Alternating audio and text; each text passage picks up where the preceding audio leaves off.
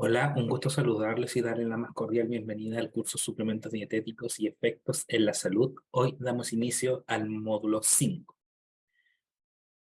Me presento, soy Gonzalo Rivera Andrade, soy nutricionista de la Universidad San Sebastián, actualmente candidato en Magíster en Nutrición y Alimentos, mención Nutrición Humana del INTA de la Universidad de Chile, diplomado en Obesidad, Metabolismo y Actividad Física y en Soporte Nutricional, docente a nivel de pregrado, conferencista, y actualmente me desempeño como co-investigador en el Laboratorio de Investigación Avanzada en Nutrición y Salud de la Universidad Finisterra, que trabaja en colaboración con el INTA de la Universidad de Chile en el diseño de modelos de cocultivo a nivel intestinal y sistémico para evaluar la capacidad antiinflamatoria y antioxidante de los compuestos bioactivos. Aquí se encuentra mi correo de contacto en caso de dudas y consultas. Eh, para dar inicio, la clase está dividida en 6 secciones, donde vamos a ver una pequeña introducción en qué consiste alimentos funcionales, definir algunas características de un alimento funcional. ¿Qué es un compuesto bioactivo? ¿Cuál es la relación que existe entre compuestos bioactivos y regulación epigenética? Suplementación y dosificación de algunos alimentos que tienen capacidad funcional y su compuesto bioactivo. Resumen y conclusión. Para dar inicio, nosotros tenemos que entender que el concepto de alimento funcional nace en Japón aproximadamente en la década de los 80, y esto nació con el objetivo de mejorar la salud y reducir el riesgo de contraer enfermedades, principalmente en una población que se encontraba en esa época con un proceso de envejecimiento bastante acelerado. Hoy en día ya es una condición a nivel mundial. Nosotros ya hemos visto que las pirámides de natalidad están entrando en un estado de recesión, donde las pirámides de envejecimientos están siendo mucho más potentes hoy en día. O sea, nosotros ya sabemos que hay una importante proyección hacia el 2050, donde más del 20% de nuestra población va a ser una población envejecida, con todo lo que conlleva con enfermedades crónicas, estas mismas enfermedades asociadas a un proceso inflamatorio y con un elevado nivel de estrés oxidativo, al mismo tiempo con una importante senescencia celular que repercute en una peor calidad de vida de nuestra población. Entonces, en base a esto, ya el concepto de nutrición adecuada está siendo cambiado ya, y se recomienda utilizar más el concepto de nutrición óptima, porque considera que los alimentos tienen la capacidad de mejorar la salud de la población, reduciendo el riesgo del desarrollo de enfermedades crónicas no transmisibles. Y cuando nosotros hablamos de enfermedades crónicas no transmisibles, estamos hablando de un conjunto de enfermedades. Ya no hablamos solamente del desarrollo de diabetes, hipertensión, de lipidemia. Hoy en día también se suma como enfermedad crónica los cánceres, ¿ya? Eh, enfermedades autoinmunes, también la obesidad. Ya hoy en día la obesidad es una enfermedad crónica bastante potente, asociado a grandes efectos deleterios que tiene en la salud, producto de eh, alteraciones endocrinas, metabólicas, y también un elevado estrés oxidativo e inflamación, y un proceso muy importante que es el proceso sarcopénico, que se traduce finalmente que esta población que tiene una malnutrición por exceso también va a ser una población envejecida con muchas enfermedades y con una peor calidad de vida que tiene la población envejecida hoy en día, producto de todas estas alteraciones. Entonces, el concepto de alimento funcional, ¿ya? Son múltiples. O sea, se han tratado de dar múltiples definiciones asociadas principalmente al alimento funcional, pero cuando yo hablo de un alimento que tiene esta capacidad, es el alimento que, además del valor nutritivo, tiene componentes que son biológicamente activos, que aportan algún efecto añadido y beneficioso a la salud, ¿ya? Sea por su capacidad antiinflamatoria, antioxidante, hipoglicemiante, etcétera. O sea, son múltiples las funciones que debe tener el alimento científicamente probado para que se clasifique como un alimento funcional. Y esto tiene un objetivo principal, que es reducir el riesgo no solo de contraer enfermedades principalmente asociadas con la nutrición, sino que tratar enfermedades que tienen un origen nutricional bastante importante. O sea, hoy en día gran parte de las enfermedades que existen tienen una raíz nutricional bastante importante en la línea de tratamiento, de prevención y también en la línea de tratamiento para mejorar la calidad de vida de las personas que la padecen. Desde un punto de vista bastante práctico, cuando yo hablo de un alimento funcional, estos pueden ser prácticos, que se han añadido al alimento, que se incrementa o se elimina algún componente y eso se hace en base a procesos ingenieriles muy, muy potentes. Al mismo tiempo, puede haberse modificado la naturaleza del compuesto, la biodisponibilidad de algunos de sus componentes, y esto se hace principalmente mediante métodos de extracción, donde yo necesito extraer un compuesto bioactivo específico, eh, hago una caracterización de sus posibles compuestos y veo cuál es el que tiene mejor condición, ¿ya? Y mejor capacidad antioxidante, antiinflamatoria en modelos in vitro, y modifico esta biodisponibilidad mediante procesos, por ejemplo, pueden ser de microencapsulación, donde protejo a este compuesto de los agentes externos que puedan disminuir su bioaccesibilidad. Cuando yo hablo de la bioaccesibilidad, es el contenido de este compuesto que llega y queda a nivel intestinal y queda disponible para ser absorbido, ¿ya? Y cuando hablo de la biodisponibilidad, estoy hablando específicamente de todo este efecto bioaccesible, es decir, cuánto es lo que llegó a nivel intestinal, cuánto se absorbió y cuánto de este compuesto fue metabolizado, ¿ya? Y eso se hace mediante modelos ya in vivo para identificando biomarcadores específicos para saber si disminuye o no disminuye este compuesto, y se los voy a explicar cuando veamos un poco la suplementación y la dosificación. Y también puede mezclar ambos puntos, o sea, un alimento funcional hoy en día ya se puede crear en un laboratorio donde se toman las mejores características de ciertos alimentos o de un alimento en específico y se potencia y se añade a otro. Y ahí es lo que se está haciendo hoy en día con el programa de alimentación del adulto mayor, donde se está tratando de incorporar compuestos funcionales para mejorar la calidad de vida de los adultos mayores. Se está probando el efecto de la cúrcuma, el resveratrol como inhibidor del índice glicémico de los alimentos, etcétera. O sea, hay bastantes modelos que se están diseñando y se están probando ya en estos momentos para entrar a escalamiento. ¿Qué quiere decir esto? Que se va a probar con una población específica y se va a evaluar su efecto. Entonces, la característica de un alimento funcional es que tiene que estar presente en el alimento de consumo cotidiano, ¿ya? Para poder clasificarlo como funcional. Ya un ejemplo de alimento funcional tenemos el aceite de oliva, sabemos que sus ácidos grasos bufa están presentes y que su consumo crónico no produce efectos nocivos en la salud. Y esa es una característica, que no tenga un efecto negativo, sino que un efecto positivo que nos ayuda a mejorar la condición de salud que ya tenemos. Al mismo tiempo que cuente con propiedades nutritivas muy importantes y que sean beneficiosas, ¿ya? Eso es una característica del alimento funcional. Y al mismo tiempo puede disminuir o prevenir el riesgo de contraer ciertas enfermedades, además de mejorar el estado de salud.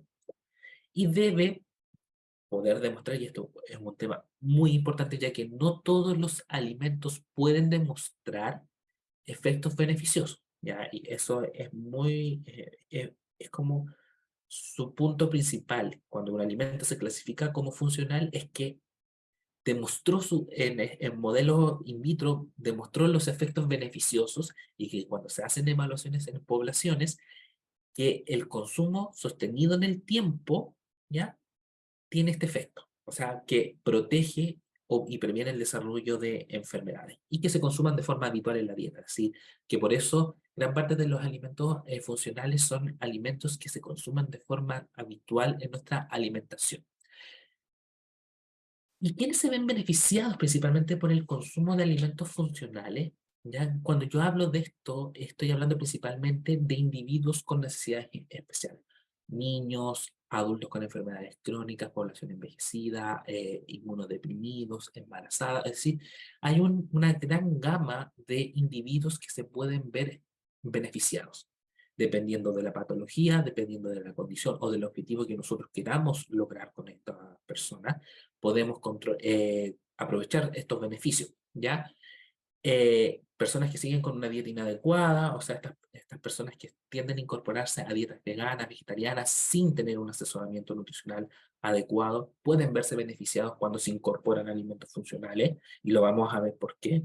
Los individuos con tratamientos farmacológicos que interfieren en la absorción de nutrientes también, porque vamos a ver cuando les voy a mostrar un modelo celular de cáncer, que estos compuestos pueden regular múltiples vías, entonces son una línea terapéutica muy, muy potente.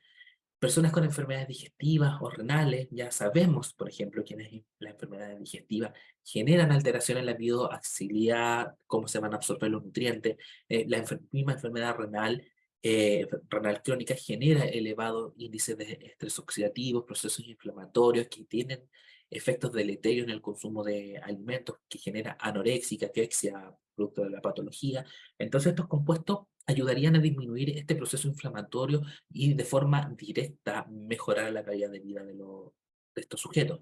Por otro lado, las personas veganas se benefician de un alimento funcional porque cuando yo hablo de un alimento funcional, no estoy hablando solo de un alimento de origen natural, sino que también de un alimento procesado que se creó con un objetivo específico.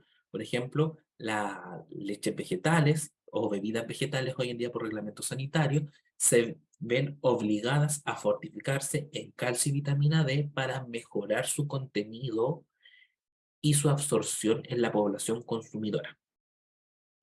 Si nosotros vemos también hoy en día, hay ciertos tipos de leches que vienen fortificadas con calcio, vitamina D, ciertas vitaminas que, producto de la manipulación industrial para mantener un alimento inocuo, se van perdiendo, ¿ya? Y esto es por someter algunos productos a altas temperaturas, entonces la industria tiene que fortificarlos, y eso ya se empieza a considerar como un alimento funcional porque se le incorporan dosis más altas de lo que deberían tener, y esto es por el objetivo de mejorar la absorción de estos mismos nutrientes. Cuando yo hablo específicamente de la función o de los objetivos que tiene un alimento funcional en la salud, se ha confirmado específicamente que existe una fuerte relación entre los alimentos que se consumen y el estado de salud de la población. Nosotros sabemos hoy en día, producto de los últimos resultados de la Encuesta Nacional de Salud, que la calidad, ¿ya?, o el estado de salud de nuestra población es bastante déficit, con bastantes déficits nutricionales, muy importante. Entonces, hay una estrecha correlación. Y esto mismo se traduce a una prevención de enfermedades, es decir, que el uso de estos alimentos nos ayudarían a prevenir muchas enfermedades que hoy en día son prevenibles. O sea, tenemos, por ejemplo, la dislipidemia, alteraciones de hígado graso, que es muy potente en la población hoy en día. Entonces, dentro de lo que se destaca es que estos alimentos también tienen una estrecha relación con el crecimiento, desarrollo y diferenciación. Entonces, si nosotros nos enfocamos en poblaciones específicas como los niños, estos alimentos cumplen una función específica en ayudarlos a crecer, a desarrollarse y a diferenciar sus células de forma óptima. Al mismo tiempo participan en la regulación del metabolismo, y esto es muy importante porque se ha descubierto que el consumo de ciertas sustancias bioactivas, como el resveratrol, ¿ya?, que es un polifenol presente en el vino, ¿ya?, que se extrae de del orujo de uva, se ha encontrado que tiene actividad hipoglicemiante es hipoglicemiante, ya que tiene la capacidad de inhibir la actividad de las enzimas glucosidasas que cortan enlaces de carbohidratos del proceso digestivo, a nivel oral y a nivel intestinal. Entonces, nos ayudan un poco sería, a controlar el proceso, ¿ya?, de digestión de los carbohidratos en la población diabética. Lo mismo sucede con la cúrcuma, producto de que la diabetes genera un elevado proceso inflamatorio y estrés oxidativo, dadas todas estas alteraciones metabólicas que genera. Se ha encontrado que la suministración de cúrcuma ayuda o mejora la respuesta de las células beta pancreáticas, pero nosotros ahí tenemos que entender que al momento del diagnóstico de diabetes ya hay un 25% de las células que solo es funcional. Entonces, como medida terapéutica, cuando llega una persona diabética previa al tratamiento de insulina, sería una herramienta potente el uso o la recomendación del uso de cúrcuma para mejorar esta respuesta de las células beta pancreáticas. Pero todo esto está en estudios in vitro. y en modelos animales que es muy difícil poderlo replicar a modelos humanos, porque todavía falta un poco de consenso de cuánto es la concentración del compuesto que se tiene que utilizar y en qué condiciones. Y eso es lo que yo les voy a mostrar ahora. También hay una relación directa con nuestro tracto gastrointestinal y cómo regula la microbiota. Ya la microbiota juega un rol fundamental y cómo se correlacionan con los alimentos funcionales. Nos provee de defensas contra el estrés oxidativo porque regula muchas vías del estrés oxidativo. Ya aquí estamos hablando principalmente de la regulación del ROS, ya del distrés principalmente, que nosotros tenemos que entender cuando se habla de estrés oxidativo, tenemos dos vías, que es el eustrés y el distrés. El eustrés es un rango de equilibrio del estrés oxidativo, que es el que siempre deberíamos tener, y el distrés es este estrés oxidativo negativo que genera daños celulares. Cuando nosotros tratamos a los pacientes para controlar el estrés oxidativo, tenemos que manejarlos con mucho, mucho cuidado, ¿ya? Porque hay un punto de equilibrio del estrés oxidativo que es beneficioso para nuestra salud, que es principalmente para mantener diferenciación celular, ¿ya? Eliminación de agentes patógenos, etcétera. Y en condiciones de adaptación, por ejemplo, con los deportistas, que se requiere cierto nivel de estrés oxidativo para inducir modificaciones metabólicas y celulares. Entonces, es muy importante tener esas consideraciones que en qué frecuencia voy a utilizar estos compuestos para no alterar las condiciones fisiológicas que yo necesito. También tienen estos alimentos funcionales un impacto muy importante en funciones psicológicas, conductuales y aprendizaje, ¿ya? Y esto se está asociando producto de esta regulación que tienen en la microbiota intestinal. Y algo muy importante es que tiene una relación en el control del cáncer, ¿ya? Es una línea terapéutica nueva que está surgiendo que regula y que un mismo compuesto puede regular varias vías de de la célula tumoral y inducir la muerte celular y tratar y principalmente evitar que las células se repliquen. Entonces es bastante interesante lo que les voy a exponer respecto a las células cancerígenas. Entonces, nosotros cuando hablamos de un alimento funcional de origen natural, estoy hablando de este alimento que es de consumo cotidiano de origen natural. Tengo el ajo, el brócoli, las nueces, el aceite de oliva, ¿ya? Y también tengo alimentos funcionales que son procesados, que la industria creó para aumentar el consumo de ciertos compuestos. Por ejemplo, tenemos la margarina con fitosteroles, se creó específicamente, se le incorporó fitosteroles para potenciar el consumo de la margarina, disminuir el consumo de la mantequilla. ¿Por qué se le agregó fitosteroles? Porque los fitosteroles tienen la capacidad de bloquear la absorción del colesterol de origen animal. A nivel intestinal bloquea el transportador de colesterol.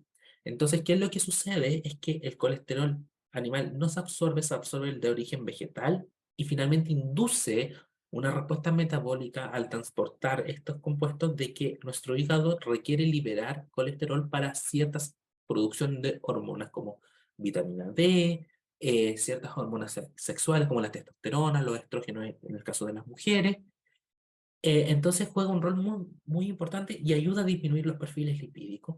Hay algunos jugos enriquecidos también, los yogures probióticos donde se le están incorporando cepas específicas de acuerdo a ciertas cantidades de unidades formadoras de colonia que ayudarían a regular la microbiota intestinal para disminuir los procesos inflamatorios, controlando los lipopolisacáridos, ya disminuyendo el inflasoma a nivel intestinal.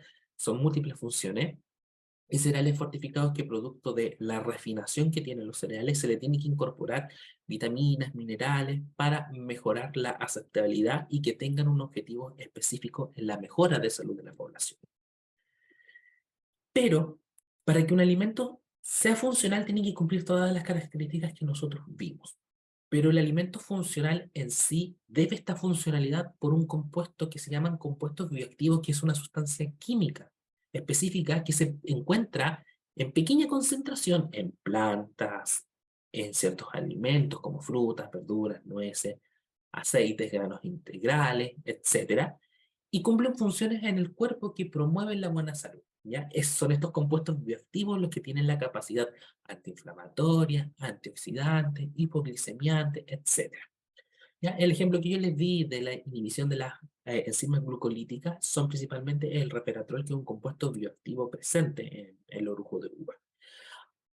Tenemos distintos tipos de compuestos bioactivos, ¿ya? Y cada uno tiene una funcionalidad específica, y en base a esto, nosotros tenemos que entender que dentro de la actividad biológica se deben diferenciar tres aspectos importantes, ¿ya?, de un compuesto bioactivo.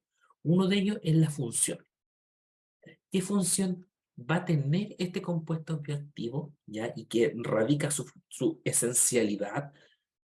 Por ejemplo, la cúrcuma específicamente con la curcumina, el jengibre con la ginesteína, que tienen efectos antiinflamatorios, antioxidantes, que son los más estudiados.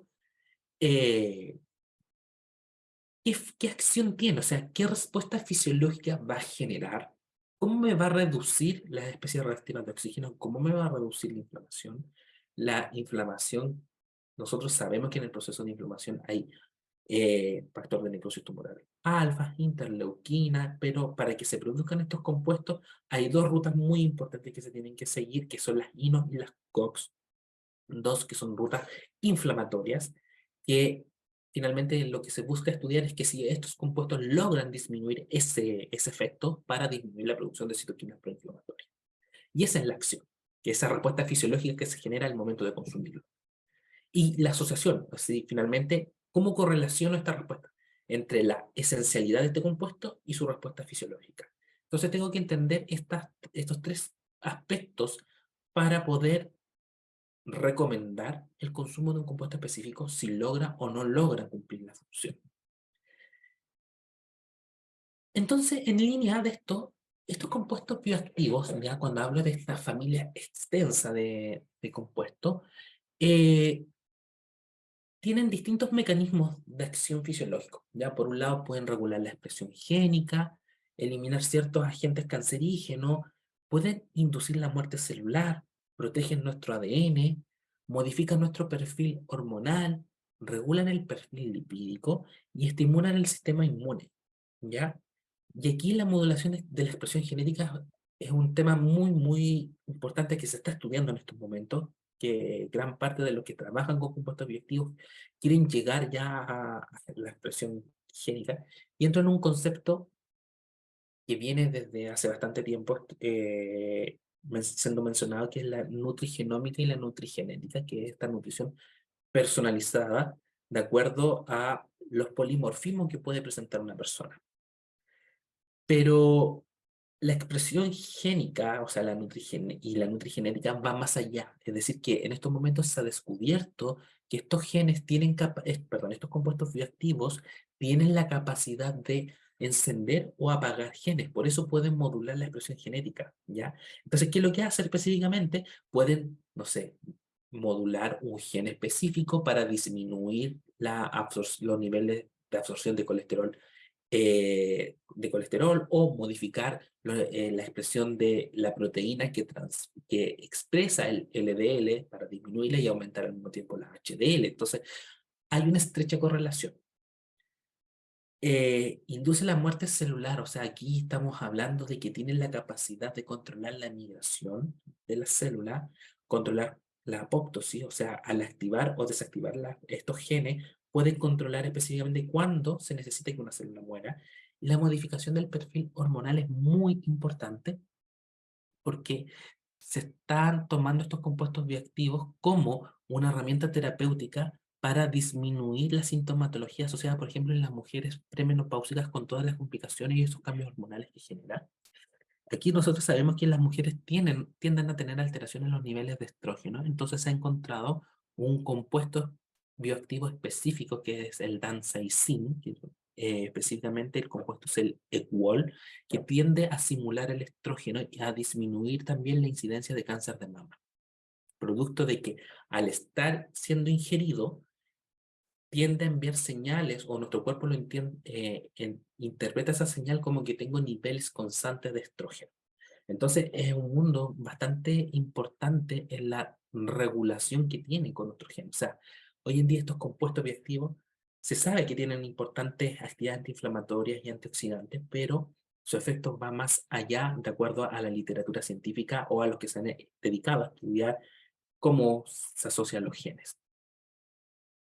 Pero cuando yo hablo de los compuestos bioactivos, ya que son beneficiosos para nosotros, las plantas los generan como respuesta a la agresión del ambiente.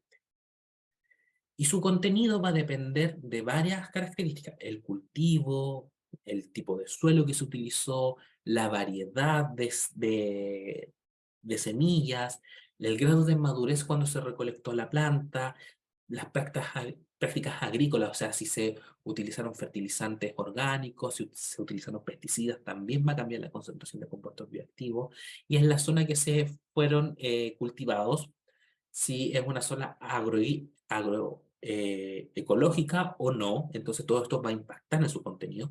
Y al mismo tiempo es que si estas plantas se vieron afectadas por factores bióticos o abióticos, y cuando hablo de un factor biótico, un factor interno de la planta, o un factor abiótico que es un factor externo.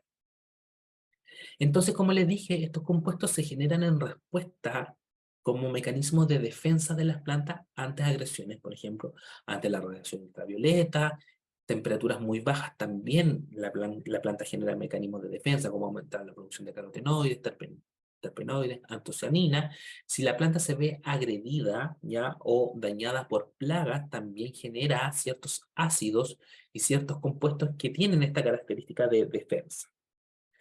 Si el suelo, por ejemplo, tiende a tener una baja concentración de nutrientes, de nitrógeno, fósforo, fierro, también la planta va a generar estos compuestos con estas características para defenderse, pero que finalmente se entendió, y el estudio y los estudiosos que analizaron estos compuestos entendieron de que como mecanismo de defensa de la planta, si lograba controlar todos estos factores que se producían, ¿qué efectos tendría si nosotros los consumimos? Y ahí fue que desde el año, las décadas de los 80 se empezaron a estudiar con muy baja impacto en la sociedad, pero ya cuando comenzamos en la década del 2000, 2015 aproximadamente, se entró en un boom del análisis de estudios de compuestos bioactivos, y hoy en día ya no se están estudiando tanto los compuestos bioactivos a partir de este año.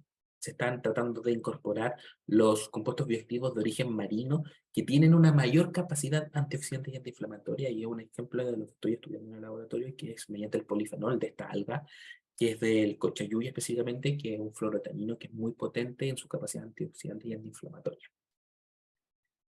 Entonces, dentro de estas sustancias de compuestos bioquímicos tenemos un gran contenido de fitoquímicos, ¿ya? Los fitoquímicos son compuestos fenólicos, alcaloides, compuestos nitrogenados, eh, compuestos organosulfurados, fitoesteroles y carotenoides.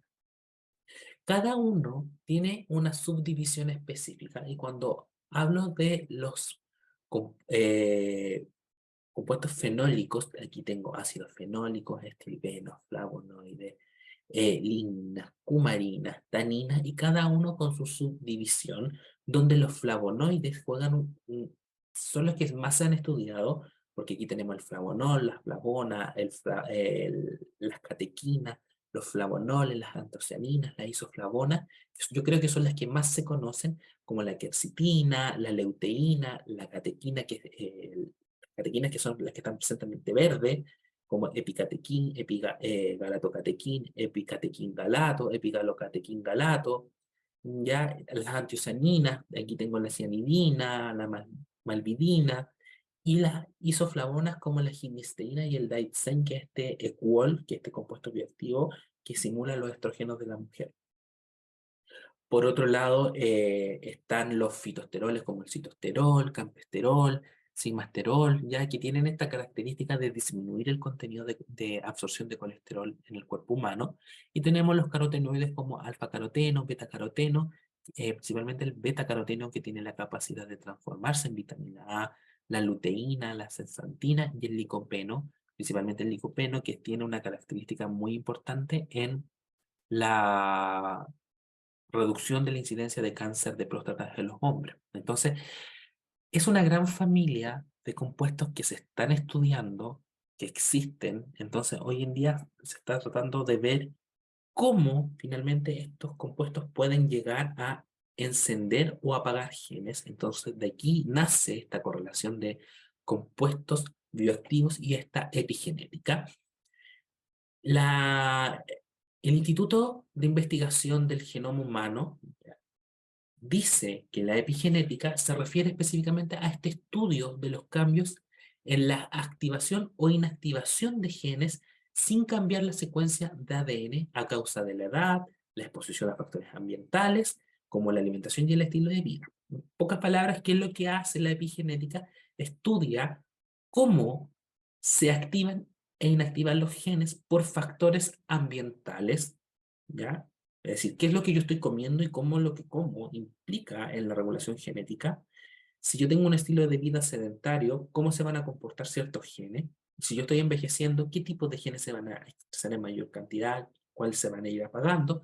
Todo esto se va correlacionando. Entonces, en base a esto, se encontró que los polifenoles, o más que nada, no solo los polifenoles, sino que los compuestos bioactivos, que para hablar de forma general, tienen una implicancia directa en la regulación genética, principalmente en procesos que se asocian con la metilación del DNA, es decir, agregar grupos metilos a la cadena de ADN sin modificarla, sin cortarla, modificar las histonas, y esto lo hace mediante la acetilación, es decir, volver una histona más activa, inactivarla, mediante el grupo de grupos acetilos, y finalmente, cómo yo expreso este gen mediante los microARN, que es lo que se estudia finalmente a nivel de genética, cómo los microARN se correlacionan con la expresión génica, con estos compuestos bioactivos. Entonces, esta publicación de la Sociedad Europea de Cardiología fue publicada en el 2019. eh, la evidencia respecto a genética, epigenética, es un poco más lenta en comparación con otras publicaciones o otras áreas de investigación, y es porque, pues, principalmente por la complejidad del desarrollo de la metodología de investigación. ¿Qué quiere decir esto? Que yo hago una secuenciación genética específica, no sé, por ejemplo, del gen de la inflamación, vamos viendo que hay una serie que se bloquea en la cascada del emetor, entonces las hiperquinas empiezan a aumentar, ya, etcétera. ¿Qué es lo que hace? Finalmente se hace una secuencia de todo este proceso y se llega a un punto específico de cómo se va expresando el microARN y finalmente se toma ese microARN y se analiza. Y eso te puede tomar. Solo hacer un análisis de un microARN es un día completo, o sea, es un trabajo bastante complejo. Entonces, ellos estudiaron la importancia del consumo de alimentos funcionales en la cardioprotección y qué efectos tenía en el epigenoma. Entonces, ellos encontraron de que nosotros en verdad, nuestro ARN o nuestro genoma específicamente, es bastante similar en ratones y en modelos de cerdos. Compartimos las mismas características genéticas y se encontró de que los genes, o sea, principalmente los compuestos bioactivos, tienen la capacidad de regular la expresión génica mediante el activado o el desactivado de genes específicos. Por ejemplo, en el proceso de acetilación que se ve en esta imagen, podemos encontrar que el resveratrol, la quercetina, y tienen un efecto en la activación de genes específicos, que es mediante la acetil-CoA, butilil-CoA, es decir, que vuelve un gen bastante metabólico para poder hacer toda esta expresión genética. Pero por otro lado, la curcumina y la epigalato-catequín-galato tienen un efecto inhibitorio que bloquean o inactivan el gen. Lo mismo sucede con la ginesteína, que la ginesteína tiene este efecto en la acetilación, es decir, agregar grupos acetilo, pero si yo quiero ver un poco la metilación, cómo se metila el ADN, puedo encontrar que los polifenoles bloquean este efecto y, algunas vitaminas como el ácido fólico y la vitamina B1, la tiamina, tienen un efecto de activación en la metilación. Es decir, que hay una estrecha correlación de cómo se comporta nuestra expresión genética y cómo esto repercute en nuestros procesos metabólicos específicos.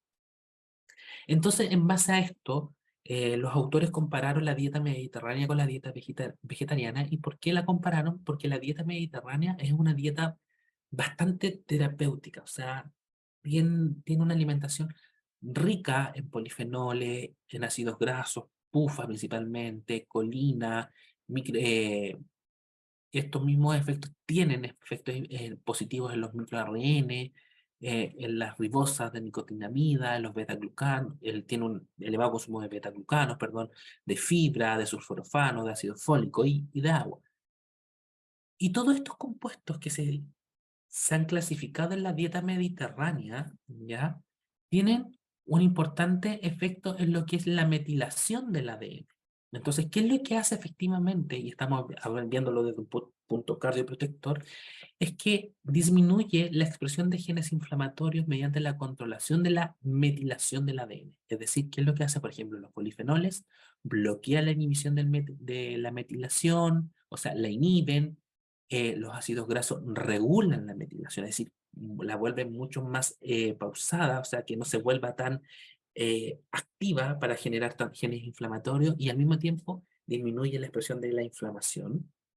Por otro lado, es una dieta rica en fibras, se consumen bastante alimentos integrales eh, y agua, y esto que induce modificaciones de nuestra microbiota intestinal, aumentando el contenido de las bacteriodetes, disminuyendo las firmicutes, y este mismo efecto induce un aumento en la producción de ácidos grasos de cadena corta como el propinato, butirato, acetato, y estos mismos ácidos grasos producidos por la fibra dietética y nuestra microbiota intestinal regulada generan una acetilación de las histonas donde mejora la capacidad antioxidante y angiogénica mediante una expresión genética específica. Es decir, que la dieta mediterránea va más allá de su contenido o su capacidad de disminuir el colesterol bueno o el colesterol malo, sino que finalmente se ha descubierto que la dieta tiene efectos específicos en la regulación de nuestros genes. Por eso tiene estos efectos tan positivos y múltiples que son replicables como herramientas de tratamiento para múltiples enfermedades. Por otro lado, la dieta vegetariana tampoco se queda atrás respecto a la dieta mediterránea. La dieta vegetariana, ¿de qué se caracteriza? Es que aumenta la producción de la superóxido dismutasa al ser una dieta rica en manganeso, que es un mineral, entonces regula la metilación y la demetila, sí, y quita grupos metilos del ADN y al mismo tiempo agrega grupos acetilos, es decir, que activa ciertos genes y que lo que hace aumenta la superóxido dismutasa, que es un agente antioxidante muy potente en la regulación del estrés oxidativo. Por eso tiene estos efectos cardioprotectores tan importantes. Es decir, que finalmente la dieta mediterránea y la dieta vegetariana, la dieta mediterránea tiende a simular un poco el efecto de la dieta vegetariana, tiene estos efectos en nuestro sistema, regulando genes específicos que reportan estados tan beneficiosos para la salud que las personas que la siguen, por ejemplo a nivel europeo, tienen una baja incidencia de enfermedades cardiovasculares, de ciertos tipos de cánceres, tienen una microbiota y Europa es un país, es una unión bastante importante en lo que es y avanzada en el estudio de nuestra microbiota intestinal, por esto mismo. O sea, no es este estilo de alimentación y en base a esta dieta tan rica en compuestos bioactivos ha reportado importantes beneficios en la regulación genética. Entonces, en esto mismo, los alimentos funcionales y sus compuestos bioactivos principalmente tienen interacciones biológicas muy importantes en la epigenética. Y acá yo les muestro algunos ejemplos, como las nueces, ¿ya? Al tener un compuesto bioactivo como proteínas, fibras, fitosteroles, fenólicos, y ustedes dicen, ¿pero por qué las proteínas? Las proteínas también se pueden considerar un compuesto bioactivo porque es un compuesto que se requiere de forma constante en nuestra alimentación, de origen animal o origen vegetal, porque tiene funciones específicas en lo que es reconstrucción, expresión de ciertos genes, porque se necesitan ciertos aminoácidos para el proceso genético. ¿Cuáles son los efectos biológicos? Específicamente, las nueces han reportado disminución del colesterol LDL, ya a nivel del plasma, por lo mismo disminuye el índice heterogénico, disminuye la presión arterial, aumentan los niveles de colesterol HDL circulante y la capacidad antioxidante, y esto lo hacen mediante el proceso de metilación, es decir, que se activan genes específicos que metilan, ¿ya? Y estos son los genes que se activan específicamente para poder generar este efecto producto del consumo de nueces. Pero si yo veo el consumo de granos enteros o granos integrales, veo que tienen betaglucanos, ya ácidos fenólicos, folatos, ácido fítico, fibras, proteínas, y estos compuestos tienen una función. Ya nosotros sabemos que el ácido fítico actúa como un antinutriente porque encapsula minerales que son necesarios para el consumo o para nuestras funciones, pero nosotros en verdad si tenemos una alimentación equilibrada, lo estamos incorporando de forma constante, las deficiencias son sostenidas, tendría que ser un bajo consumo sostenido en el tiempo para que se genera un efecto secundario. No estoy diciendo que no sea necesario incorporar en la alimentación, se tiene que incorporar por su funcionalidad, pero estoy viendo que acá, estoy explicando acá que el ácido fítico tiene una función específica porque aumenta a nivel epigenético, aumenta la expresión de ácidos grasos de cadena corta. Estoy hablando de este compuesto que está presente en alimentos de origen vegetal y en la fibra, viaja a nivel colónico, llega a nivel del colon, donde la microbiota interactúa con la microbiota, lo fermenta y aumenta la producción de ácidos grasos de cadena corta, y finalmente, ¿qué es lo que hace? Es tener un aumento de la expresión de genes angiogénicos, es decir, disminuye la aterosclerosis, disminuye el proceso inflamatorio, etc. El pescado también se considera un alimento funcional y esto se debe principalmente por su contenido de EPA, DHA, se considera también buena fuente de vitamina D y vitamina B12 y tiene una acción antiarrítmica muy importante porque se ha encontrado que estos compuestos logran disminuir la metilación ya en forma para disminuir los niveles de triglicéridos, eh, mejorar los niveles endoteliales de colesterol HDL y tiene una importante función antiinflamatoria. Hablando genéticamente, ahora en estos momentos con un grupo estoy trabajando en el tema de evaluar qué efectos tiene el consumo de EPA y DHA en la regulación genética de la obesidad. ¿Ya? Nosotros sabemos que estos alimentos tienen capacidad antiinflamatoria y antioxidante, pero producto de la genética, nutrigenética, la funcionalidad de estos nutrientes y como alimentos, como compuestos bioactivos, va más allá. Es decir, que actualmente la literatura ha encontrado que el consumo de EPA y DHA tiene la capacidad de entrar al adipocito y en el adipocito, en su núcleo, regular la expresión de ciertos genes, ya que son genes específicamente de termogénesis, es decir, aumentan la termogénesis y al aumentar en la expresión de genes termogénicos aumenta la expresión de mitocondria, es decir, que finalmente, ¿qué es lo que haría el consumo de EPI-DHA? A ver bien, hay que saber bien qué concentración tiene este efecto. Ayudaría a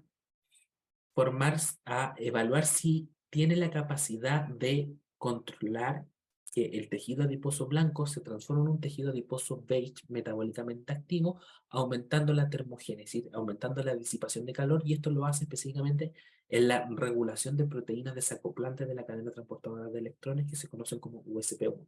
Es eso, muy específico, pero quiero que se queden con que su función va más allá de la capacidad antiinflamatoria y antioxidante, que es lo que más se ha estudiado. Las frutas y vegetales también tienen este efecto en disminuir la metilación, disminuir los microRNs, aumentando microRNs que aumentan los niveles de colesterol HDL. Los polifenoles, por ejemplo, del vino y de ciertas cervezas fermentadas que tienen este efecto, o que son ricos en antocianinas, quercitina, resveratrol y flavonoides, generan modificaciones en los perfiles lipídicos, ya disminuyen la inflamación, la vasodilatación, la agregación plaquetaria, incrementan la sensibilidad a la insulina mediante disminución de la metilación de la ADN por regulaciones específicas de genes, ¿ya? Entonces, la función de un alimento funcional, específicamente, va de la mano con su compuesto bioactivo, y que el compuesto bioactivo, para que logre este efecto, se ha encontrado de que tiene esta capacidad regulatoria de nuestros genes, de nuestra epigenética. Siguiendo en esta línea, ¿cierto? Que se está estudiando también el efecto que tiene en el cáncer. O sea, el cáncer hoy en día, las herramientas terapéuticas y los tratamientos son bastante deleterios en la salud del ser humano. O sea, Las quimioterapias, las radioterapias generan bastantes efectos nocivos en nuestra calidad de vida y impactan en forma negativa en nuestro estado nutricional. Y esto se estudió, se publicó en el 2020, que es una revisión de cómo aprovechar los sistemas alimentarios para generar herramientas terapéuticas contra el cáncer. Y nosotros tenemos que partir que los compuestos bioactivos ya a menudo ejercen funciones pleiotrópicas. Cuando yo hablo de una función pleiotrópica, estoy hablando de que tiene varias aristas de trabajo. Un compuesto puede actuar en distintas rutas metabólicas y pueden atacar de forma sinérgica las células de cáncer. O sea, puede atacar distintas características de las células tumorales para poder lograr su muerte, con muy pocos efectos secundarios, ¿ya? Por ejemplo, los efectos más secundarios son estos que generan las terapias para combatir el cáncer, son inhibición del apetito, producto que generan estados caquéxicos, hay alteraciones hormonales, etcétera. Y esta herramienta terapéutica generaría un efecto similar, pero sin las consecuencias de los tratamientos actuales.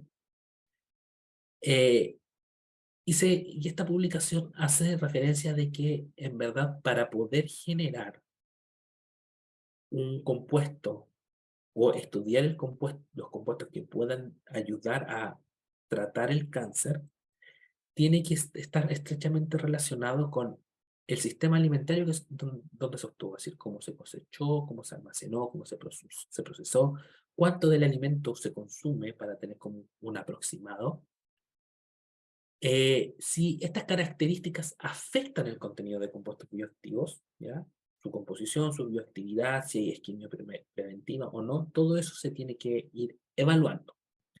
Entonces, en esta línea, los compuestos bioactivos se han utilizado como herramienta y se están estudiando como herramienta de prevención contra el cáncer. Y tenemos distintos compuestos que se han estudiado, polifenoles, sí, carotenoides, glucosinolatos, ¿ya? Y es porque cada uno se subdivide en varias familias. Las células tumorales son células que son bastante inteligentes sistémicamente hablando, ya que tienen la capacidad de adaptarse en el medio que se encuentran. Por un lado, tienen capacidad de evasión de estos supresores de crecimiento que envía a nuestro cuerpo para evitar su crecimiento. La célula tiene la capacidad de bloquearlo. Tienen la capacidad de evitar la destrucción inmune, es decir, que nuestro cuerpo ataquen estas células. La célula tumoral tiene esta capacidad de bloquear esa ruta. Tiene la capacidad de adquirir una importante replicación celular. Genera una inflamación constante, ya hay una inflamación cuando inicia la célula tumoral de bajo grado, pero ya cuando está con etapa metastásica hay una inflamación crónica muy potente. Hay una activación de los procesos de metástasis, induce la angiogénesis de las células beneficiosas, las mata para poder ella replicarse.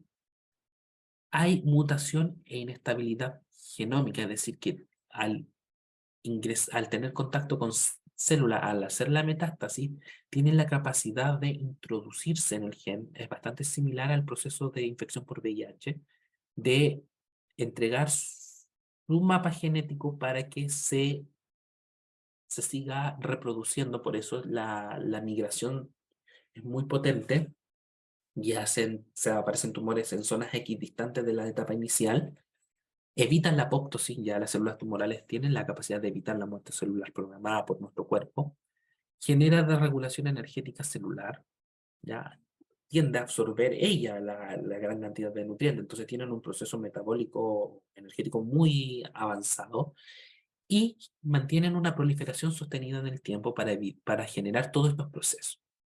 Entonces, en esta línea, los compuestos bioactivos, principalmente a base de polifenoles, se han encontrado que pueden regular todas estas rutas, ya que un mismo compuesto puede regular varias vías metabólicas, por ejemplo, el resveratrol controla la evasión de apoptosis, la desregulación energética, señalización, evasión, la destrucción autoinmune, controla la replicación, la inflamación, y así sucesivamente. Es decir, que en verdad hay múltiples compuestos que se están estudiando para poder tener esta diana terapéutica, y actualmente se está estudiando también el efecto de los fluorotaninos en la desregulación energética, si logra disminuir o no la gluconeogénesis y si logra controlar la migración celular, ya este polifenol presente es de origen marino.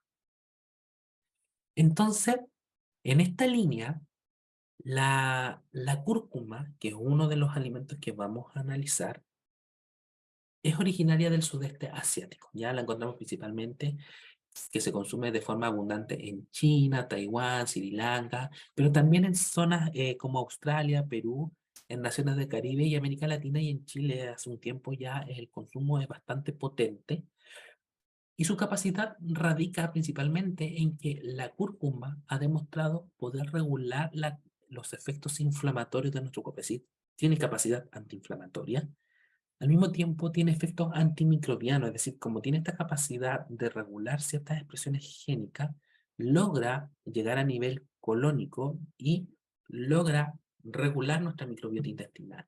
Al mismo tiempo tiene efectos antimutagénicos, si nosotros vamos acá, la curcumina, que es este polifenol presente en la cúrcuma, tiene esta regulación específica de los efectos mutagénicos, tiene un potente efecto antioxidante y también se ha demostrado que tiene efectos hipoglicemiantes mediante la regulación o la inhibición específicamente de las enzimas digestivas glucolíticas, y también que en etapas iniciales de la diabetes puede funcionar como una herramienta terapéutica porque sensibiliza las células beta pancreáticas para mejorar la respuesta insulínica. Es decir, tiene estos efectos, ¿por qué? Porque finalmente regula el efecto antioxidante y inflamatorio. Y al regular estos efectos hay una mejor señalización a nivel de órganos específicos.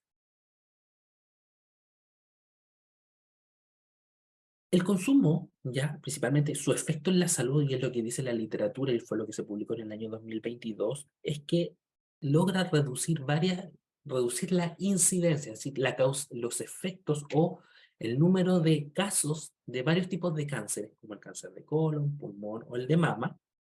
También se está estudiando el efecto que tiene en las enfermedades inflamatorias intestinales, ya entender que no solo va a controlar el proceso, o sea, cuando yo hablo de la enfermedad inflamatoria intestinal, estoy hablando, por ejemplo, de la enfermedad de Crohn, la colitis ulcerosa. La enfermedad de Crohn es la más compleja porque produce inflamación en ciertas zonas del tubo digestivo completo.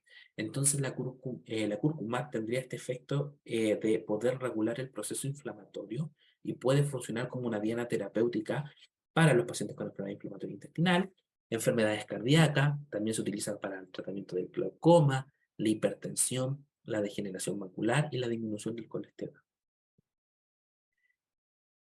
Por lo general, los efectos en salud que se han reportado del consumo de la cúrcuma están asociados directamente con enfermedades crónicas, ya que tienen un elevado factor oxidante e inflamatorio, y por ende, el uso de la cúrcuma, su compuesto bioactivo, la curcumina, participa en estos efectos. O sea, la curcumina es la que regula todas estas características, que es mediante la disminución de citoquinas inflamatorias, los niveles de ROS, y una función muy importante es que logra disminuir el anión superóxido. Desafortunadamente, ya cuando nosotros hablamos de estos compuestos bioactivos, en este caso de la curcumina, posee una baja solubilidad, es decir, no es muy soluble para poder absorberla. Por lo mismo se traduce en una baja absorción y que se va a traducir en una baja biodisponibilidad. Es decir, que finalmente de la concentración inicial va a quedar muy poco del contenido bioaccesible para poder ser absorbido por el epitelio intestinal. Y esto se debe principalmente a que tiene un rápido metabolismo, es decir, que cuando logra traspasar la pequeña concentración que logra tener este efecto absortivo a nivel epitelial, lamentablemente la curcumina tiene un efecto, un rápido metabolismo, es decir, que se degrada de forma muy rápida y se elimina. Entonces, restringe mucho el potencial terapéutico.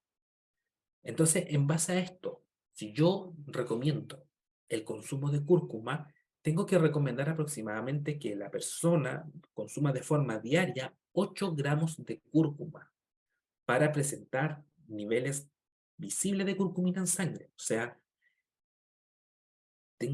la persona tiene que consumir demasiado contenido, demasiada cúrcuma para poder tener estos compuestos presentes en sangre, y cuando estén presentes en sangre, quiere decir que tiene una biodisponibilidad para poder lograr todas las funciones que mencioné anteriormente, o sea, regular el proceso antiinflamatorio, antimicrobial, mutagénico y antioxidante. Entonces, ¿qué pasa?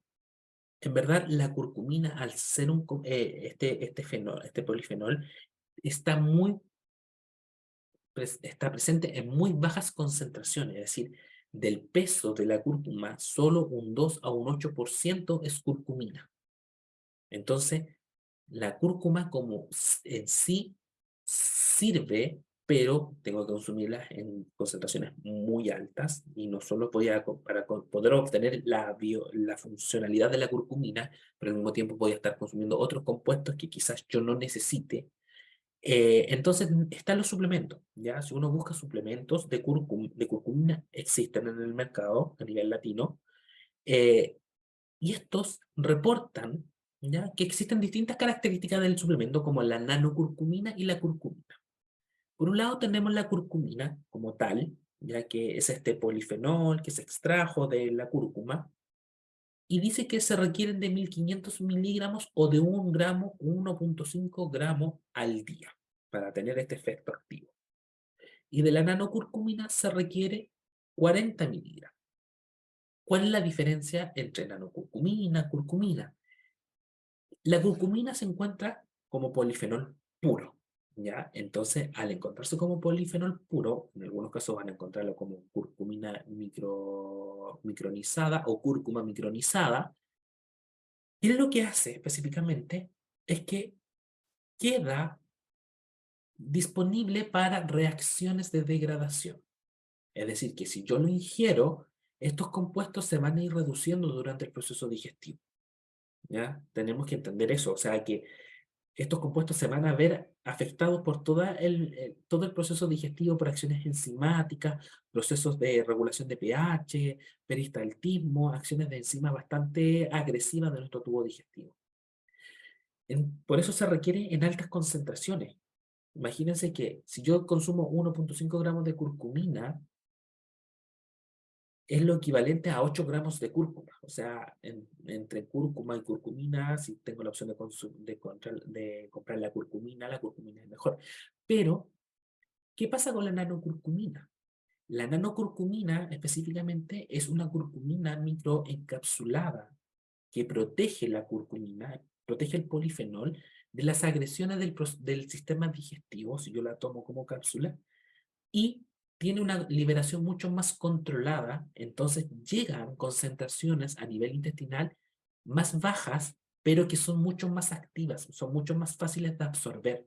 Porque pensemos de que cuánto es la bioaccesibilidad final. Si yo parto con 1 gramo de curcumina, ¿cuánto terminará aproximadamente en el intestino delgado para absorber?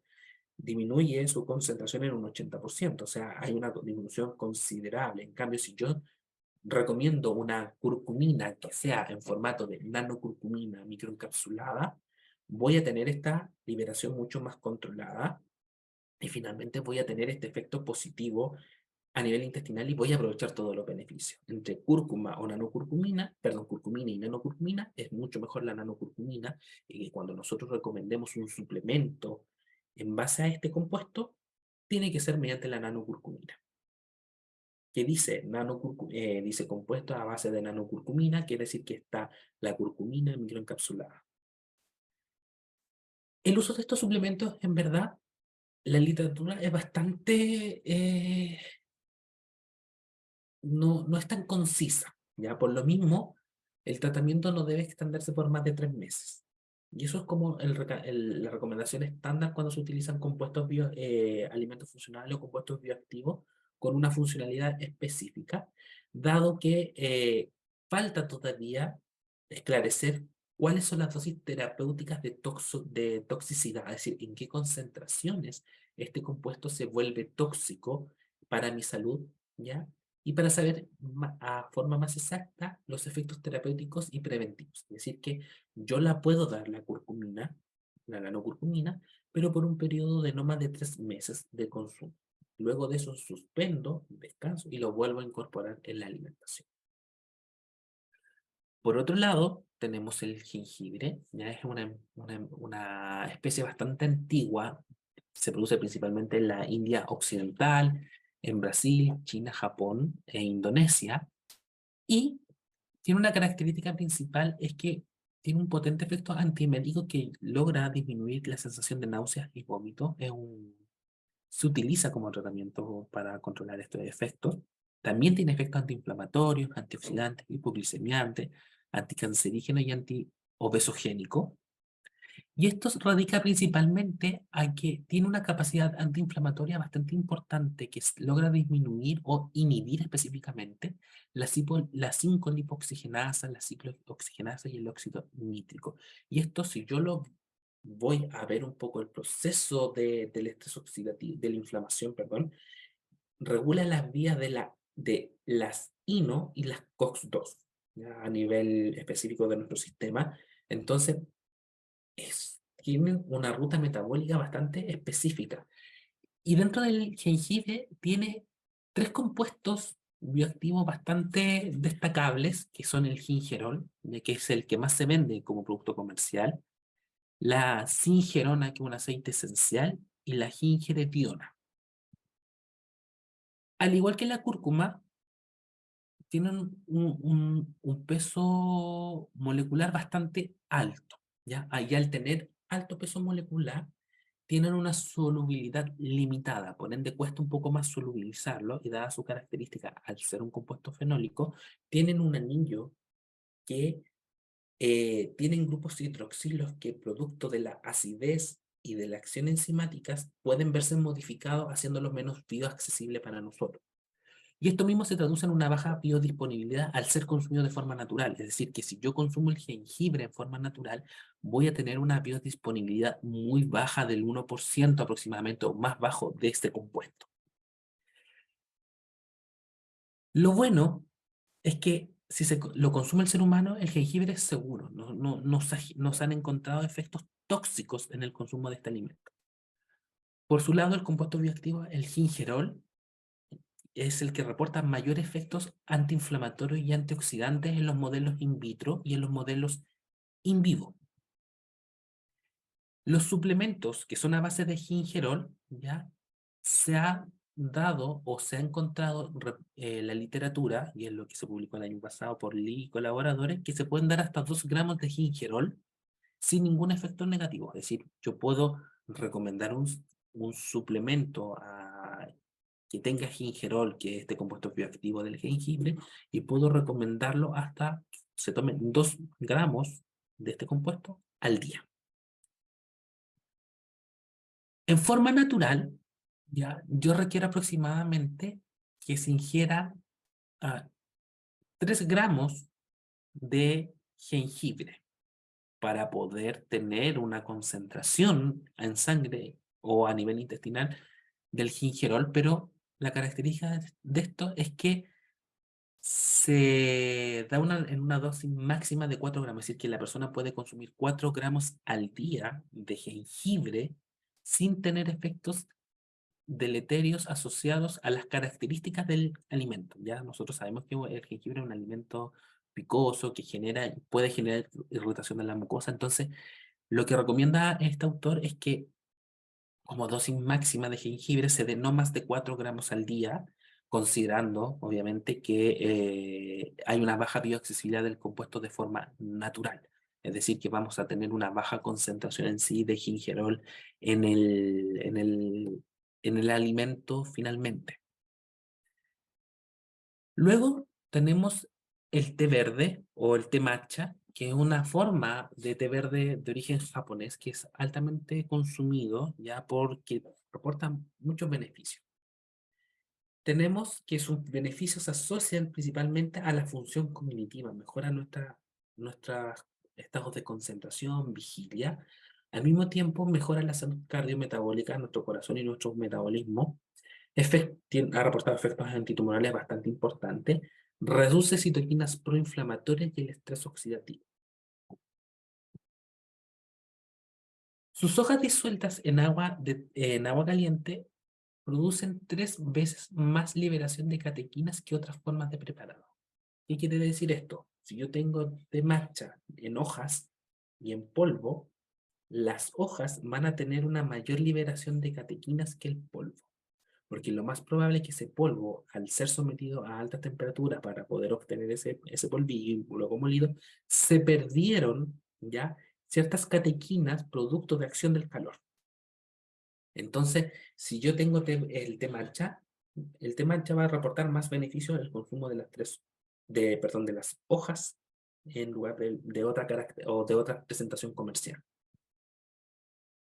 Lo que llama la atención es que en este tipo de alimento, ¿ya? Su compuesto bioactivo más abundante es la epigalato-catequín galato. Y es algo que se está estudiando, ya que reporta efectos sumamente beneficiosos en la regulación de enfermedades crónicas asociadas a altos niveles de estrés oxidativos y procesos inflamatorios. Es decir, que tiene el mismo efecto, disminuye estos procesos inflamatorios y oxidantes, ¿ya? Y eso fue estudiado en el 2004 por Figueroa y luego en el 2017 Cisneros lo volvió a confirmar y ahora se está trabajando en otro Fondesit que está estudiando el epigalato-catequín galato, cómo poder mejorar su absorción para poder tener estos efectos antiinflamatorios y antioxidantes. Las catequinas constituyen un bajo contenido del peso seco del té, ¿ya? Por ejemplo, para preparar una taza, yo requiero entre 2,5 a 4 gramos de hoja seca para tener aproximadamente entre 250 a 400 miligramos de catequina, ¿ya? Es decir que si yo los consumo como té, con un consumo de 2 gramos 2 veces al día, que sería máximo 4, ya 4 gramos al día, tengo una concentración de catequinas que es de consumo seguro y que reporta beneficios, ¿ya? Pero tenemos que considerar también que estos son modelos que se han hecho in vitro, pero que no se han evaluado el efecto que tiene la digestión. Entonces, lo más probable es que estas concentraciones varíen. Pero finalmente el alimento en sí, el té matcha, reporta estos beneficios importantes en la regulación, porque la característica de esto es que no solo tiene epigalato, catequín, galato, sino que tiene distintos tipos de catequina que tienen otras funciones, es decir, que finalmente se transforma en un alimento completo que reporta múltiples beneficios en la salud. Si yo utilizo solo la epigalato, catequín, galato, la suplementación con este compuesto bioactivo tiene que ser bastante controlada y supervisada, y no puedo dar una dosis mayor a 500 miligramos de este compuesto, ¿ya? Porque se ha reportado en estudios del 2022 que eleva las transaminasas hepáticas, ¿ya? Entonces aquí estamos hablando de un compuesto bioactivo que puede presentar una alta toxicidad si se consume de forma descriteriada. Por lo mismo, ya se estableció un nivel seguro de ingesta del epigalato catequín galato de 250 miligramos, ¿ya?, al día. Y el tiempo de intervención no puede ser superior a un mes. Es decir, que si yo utilizo solo el extracto de epigalato catequín galato, el tratamiento no puede ser mayor a un mes en una concentración no superior a 500 miligramos. Es decir, más de 500 miligramos no se puede dar, ¿ya? Como nivel seguro, 250. Por eso, el uso de la taza del extracto o del producto comercial seco de las hojas de té sería una forma más segura de consumirlo que en lugar del extracto puro, ¿ya? Estamos hablando de este compuesto bioactivo. Ya que aquí tenemos una mezcla de varios compuestos bioactivos presentes en el té verde. Otro de los alimentos que también tienen una característica funcional bastante importante es la canela, ¿ya? La canela, cuando se habla de este alimento, estamos hablando que corresponde principalmente a la corteza del árbol del género Cinnamomum, ¿ya? Y es de una de las especies más usadas en el mundo y en Asia principalmente. O sea, si ustedes se van dando cuenta, todos los alimentos que hoy en día se están estudiando nacieron o el consumo nació en Asia que se masificó a otros países. La canela tiene importantes capacidades antioxidantes, hipoglicemiantes, antiinflamatorias y antibacterianas, ¿ya? En la antigüedad se utilizaba con este efecto antibacterial para tratamiento de enfermedades, ¿ya? Principalmente orales, dentales, por este efecto antibacterial. La característica que radica en esto es que tiene una gran variedad en su composición química, ¿ya? Principalmente porque su composición química, su compuesto o su que tiene mayor actividad son aceites esenciales de canela. Entonces su composición química es muy variable cuando nosotros analizamos las distintas zonas del árbol del canelo, la corteza, la raíz y las hojas, ¿ya? Entonces poseen distintas concentraciones de cinamaldehído, que son aceites esenciales, eugenol y alcanfor, ¿ya? Entre el eugenol y el alcanfor es un 10% y el cinamaldehído es entre un 65 y un 80%. Nosotros tenemos que saber que existen dos tipos de canela, que es la acacia y la ceilán, donde la acacia es la que presenta los mayores niveles de cumarina y lo más importante de esto, ¿por qué es la que hay que tener mayor precaución en el consumo? O si uno recomienda el consumo de canela, saber bien de qué familia pertenece, porque la cumarina es uno de los principales materiales carcinogénicos, ¿ya? Anticoagulantes y hepatotóxicos, cuyo mecanismo aún no se define de todo, no está claro todavía, por lo que la EFSA, que es la Unión Europea de Seguridad Alimentaria, advierte con riesgos en el consumo regular. ¿Ya? Por ejemplo, si yo, y es lo que salió esta publicación del 2020, de este año recientemente, eh, posee aproximadamente entre 2,1 a 4,4 gramos por kilo de polvo. Es decir, que una cucharadita de cumarina, o sea, si usamos de esta canela acacia, aporta entre 5,8 a 12,1 miligramos de cumarina. Entonces, es un compuesto bastante carcinogénico, por eso si hay un suplemento que diga que está utilizando canela acacia, y eso es porque, por ejemplo, aquí en Latinoamérica no hay una regulación específica de qué tipo de compuestos ingresan al país, porque la regulación sanitaria no lo especifica.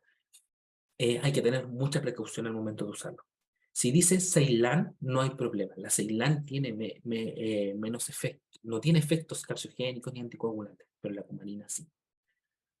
Por otro lado, la Ceilán, de su peso, el 83% corresponde a todos los aceites, o sea, a cinamaldehído, eugenol y alcanfor. Ya decir, es la que tiene la mayor composición de estos aceites y es la que reporta los mayores efectos antitumorales, antiinflamatorios, cardioprotectores, antimicrobianos y antifúngicos, ya que elimina a hongos.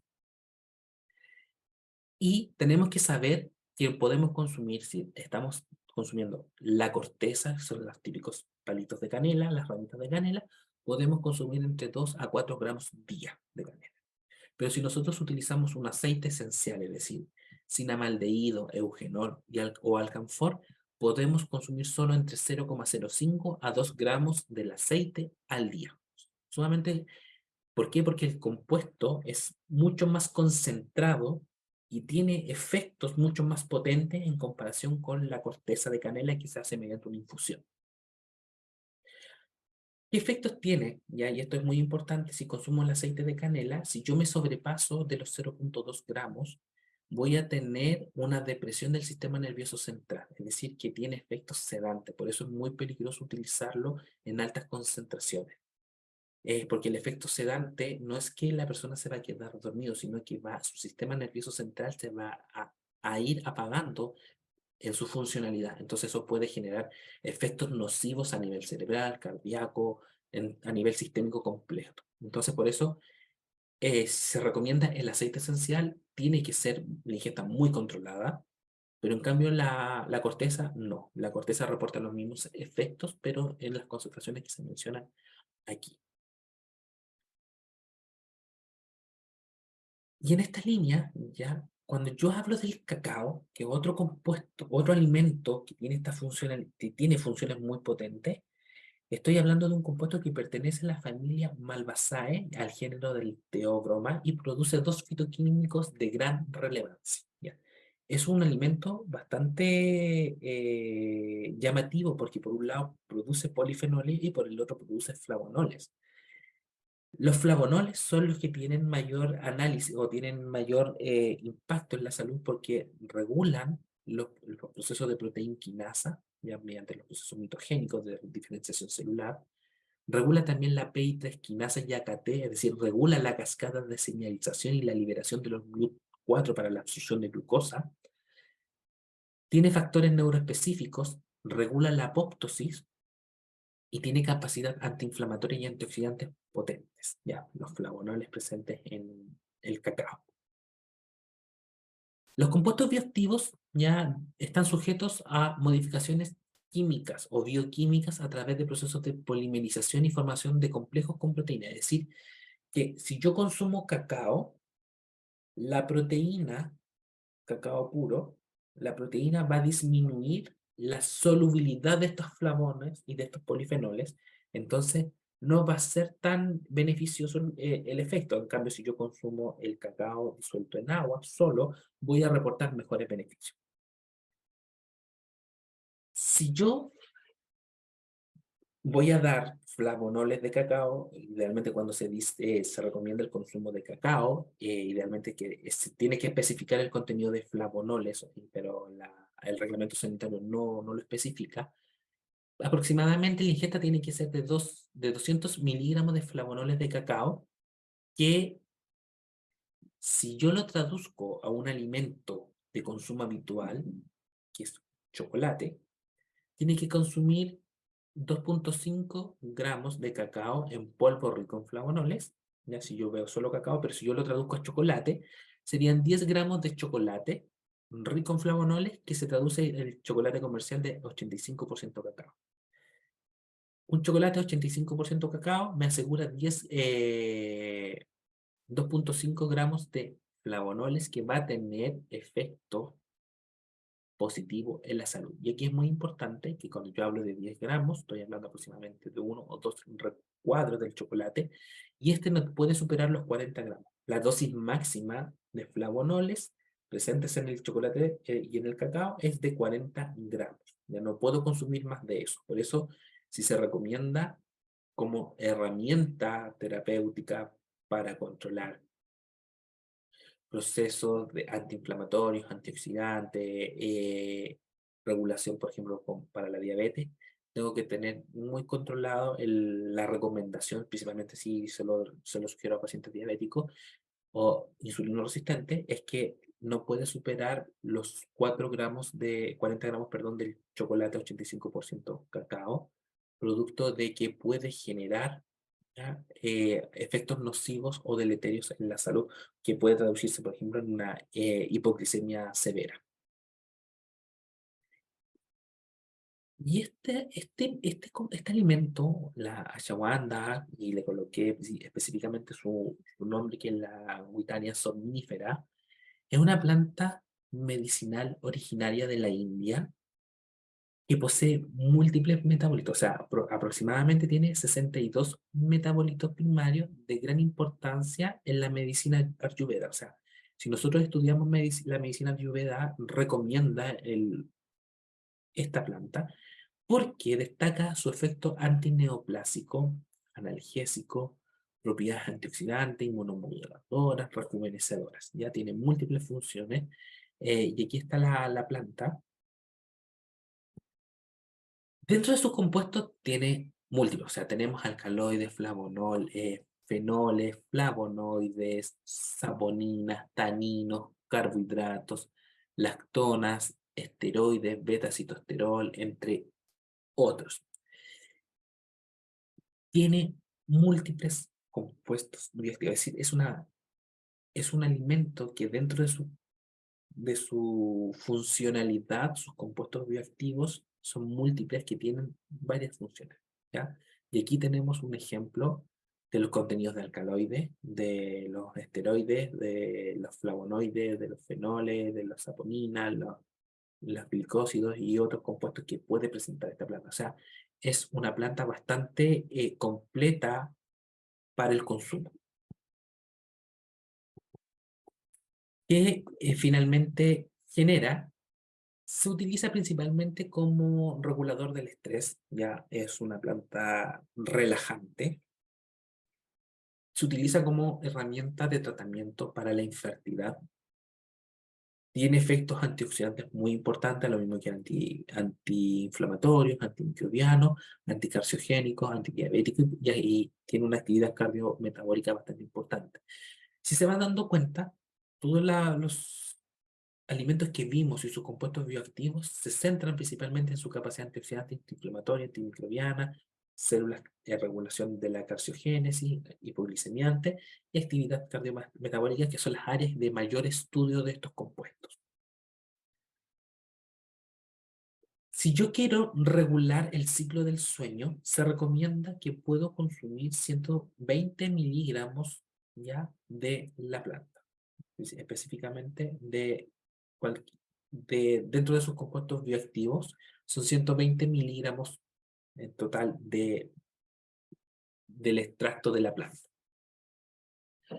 Si yo utilizo ashwagandha, porque lo venden en polvo, puedo recomendar entre 240 a 600 miligramos 2 veces al día para mejorar la fuerza y potencia cuando la persona es sedentaria. Es decir, cuando la persona está tratando de comenzar a hacer actividad física, puedo recomendar entre 240 a 600 miligramos de este polvo para el consumo.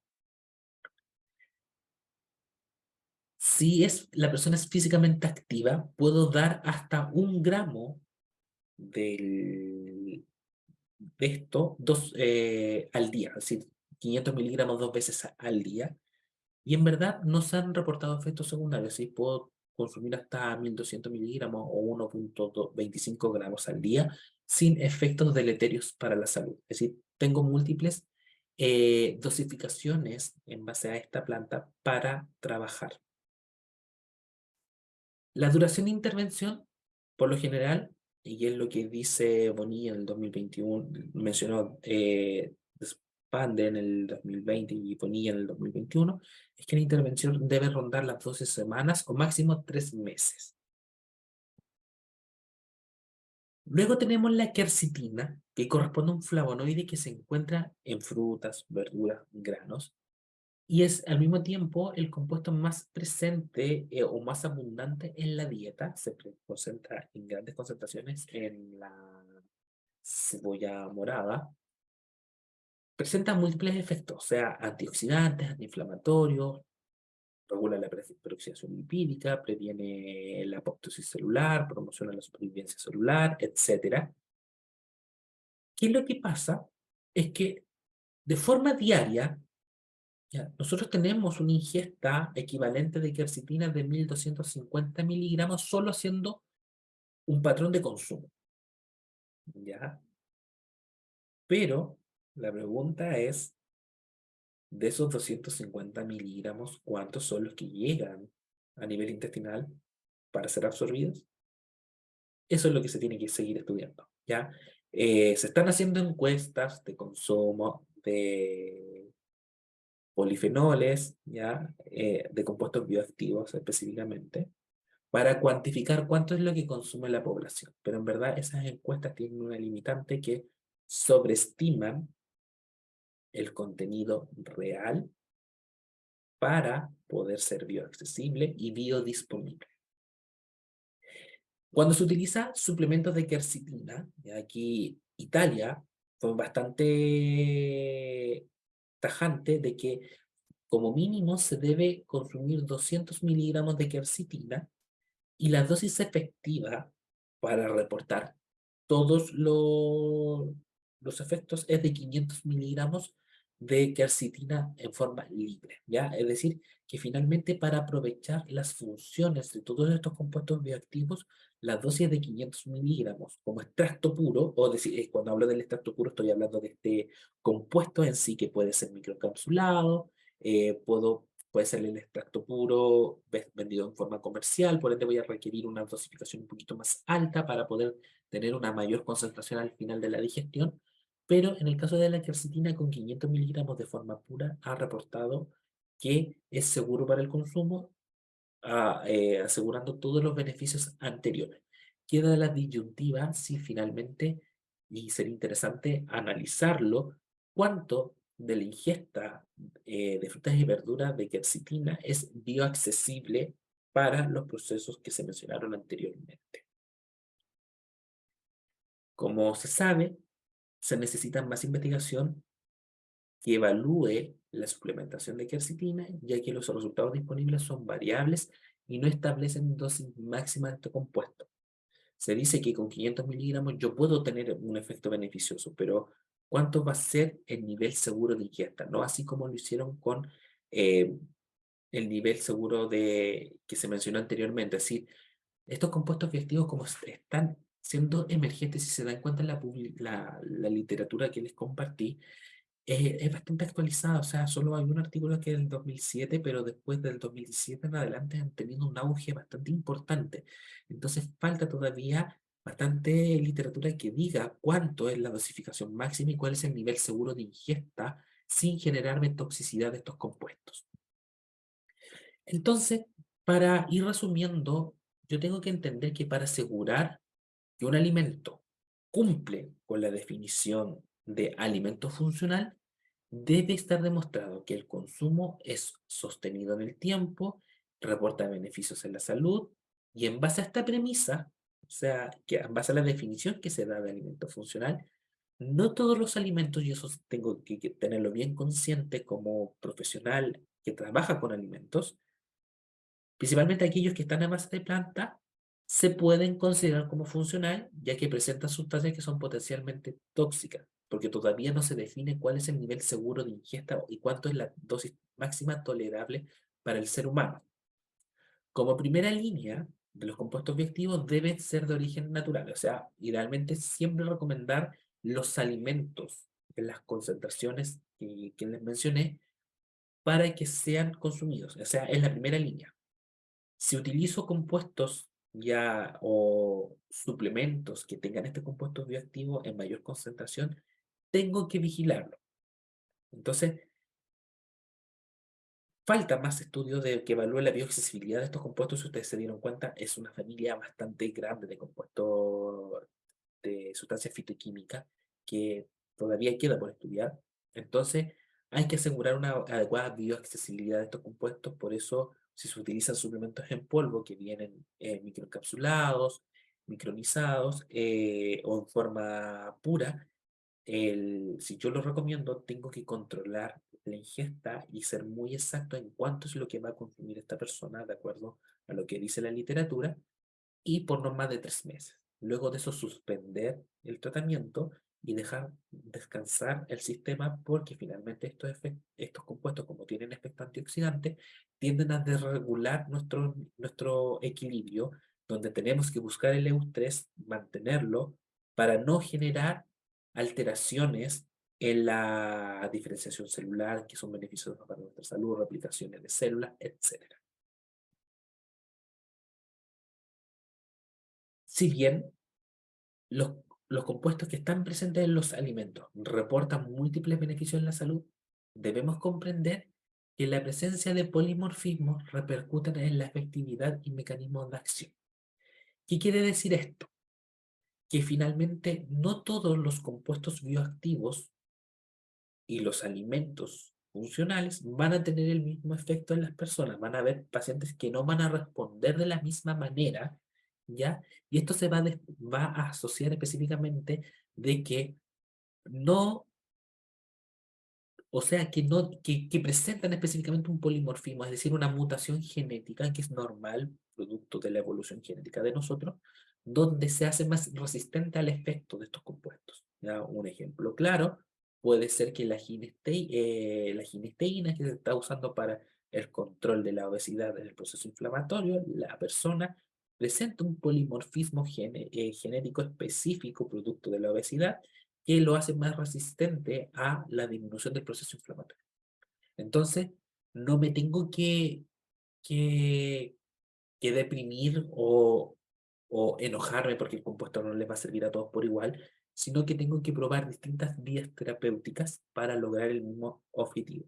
Y quizás ese paciente pueda necesitar una dosis más alta, una dosis más baja, o puede necesitar otro compuesto que tenga el mismo efecto, ya que el polimorfismo que está presentando es específicamente con ese compuesto bioactivo. Entonces, por eso la importancia de la nutrigenómica y de la nutrigenética, porque nos permite ser un poco más personalizados en la atención, o sea, entender que están estos compuestos disponibles para la mejora de la salud, pero al mismo tiempo comprender de que quizás no todos van a responder de la misma forma producto de estas modificaciones genéticas propias de la evolución. Como conclusión, el uso y selección de los alimentos funcionales como medida de tratamiento no farmacológico deben centrarse en la actividad biológica, es decir, en el contenido de los compuestos bioactivos que tienen, ¿ya? Si yo quiero recomendar el consumo de jengibre, tengo que estudiar la ginesteína, qué efecto tiene la gisteína, la cúrcuma, la curcumina. Si quiero recomendar el consumo de la uva, por ejemplo, tengo que estudiar el resveratrol, el cacao, ya puede ser el chocolate amargo, 85% cacao, porque es rico en flavonas. Entonces, en esta línea se abren nuevos caminos para poder investigar la efectividad de estos compuestos en la salud del ser humano. La literatura aún no es concisa para indicar dosis específicas para usar. Son promedios que se aseguran como lo mínimo de consumo, ya que aún poder hacer escalamiento de estos compuestos a nivel poblacional como niveles seguros de ingesta requiere estudios poblacionales bastante costosos y tamaños muestrales bastante grandes. Entonces, por eso es un poco más complejo. Por lo mismo, si yo utilizo suplementos que son a base de este compuesto bioactivo, tengo que individualizar el tratamiento. No puedo darles a todos lo mismo, ¿ya? Tengo que irlos monitorizando de forma constante, ya que estos compuestos pueden generar efectos nocivos en la salud de las personas que los consumen, producto de posible polimorfismo o modificación genética, donde va a ser específicamente que esta persona no responde de la misma manera, ¿ya? Recordar que somos sujetos individuales y, y únicos, donde cada uno tiene características específicas. Es de suma importancia, y esto es una recomendación, tener un registro de los suplementos, ¿ya? Principalmente con sus compuestos bioactivos. Es decir, yo quiero, ya, tengo el suplemento de jengibre, tengo que ver principalmente la ginesteína, qué concentración tiene de ginesteína este suplemento, y en base a eso yo calcular cuánto es lo que necesita este paciente, de acuerdo a lo que dice la literatura y lo que fue expuesto, ajustar. ¿Ya? Siempre partir con dosis baja, con lo mínimo, y ir subiendo hasta cuánto es lo máximo que se dice o se recomienda administrar. Y esto específicamente para facilitarnos el trabajo del uso de compuestos bioactivos. Es una herramienta nueva, está hace menos de una década, comenzó su auge, entonces todavía falta mayor investigación para saber específicamente en qué concentraciones tienen estos efectos. Pero hasta el momento lo que dice la literatura es que 500 miligramos de un extracto o de un compuesto bioactivo puro se asegura un buen funcionamiento, pero si yo lo utilizo de forma natural voy a necesitar concentraciones más altas producto de la composición del alimento. Esa es la salvedad que yo tengo que hacer al momento de indicar compuestos bioactivos. Muchas gracias.